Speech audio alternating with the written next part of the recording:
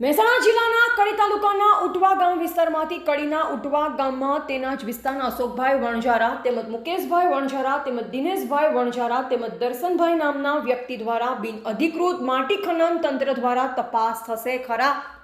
કડી તાલુકાના ઉટવામાં બિનઅધિકૃત માટી ખનન થઈ રહ્યું છે, જેમાં કડી તાલુકાના ઉટવા ગામમાં દિન પ્રતિદિન દિવસ રાત મોટા પ્રમાણમાં માટી ખનન થઈ રહ્યું છે, જેમાં કડી તાલુકાના ઉટવા ગામની આજુબાજુમાં અશોકભાઈ વણઝારા તેમજ મુકેશભાઈ વણઝારા તેમજ દિનેશભાઈ વણઝારા તેમજ દર્શનભાઈ તેમજ જય બાબરી રોડવેઝ દ્વારા કડી તાલુકાના ઉટવા ગામ વિસ્તારમાંથી સરકારી પડતરમાં રાત દિવસ જેસીબી મશીન દ્વારા બેફામ માટી ખનન કરી સરકારી તિજોરીને નુકસાન પહોંચાડી રહ્યા છે. અને 2 દિવસ અગાઉ આ જગ્યા પર આ જ મશીન દ્વારા ડમ્પરોમાં માટી ભરી રહ્યું હતું, જેની પણ લોકોએ વારંવાર રજૂઆત કરવામાં આવેલ છતાં તંત્ર દ્વારા કોઈ પણ પ્રકારની કાર્યવાહી કરવામાં આવતી નથી.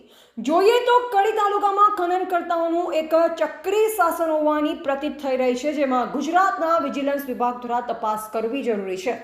તંત્રના અધિકારીઓને રોડ પર જતી ગાડીઓ પકડવામાં રસ છે અને કેટલાય વિસ્તારમાં રાતના ડમ્પરો ભરાતા વિડીયોમાં દેખાય છે. અને ખાણ ખનીજના અધિકારીઓ કોઈ દિવસ આ માટી ડમ્પર ક્યાંથી ભરી આવે છે તે તપાસ કરવાની જરૂર છે.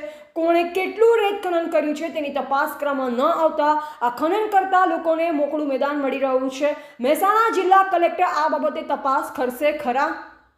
રિપોર્ટર સોલંકી મહેન્દ્રસિંહ સાથે જબરસિંહ રાઠોડ.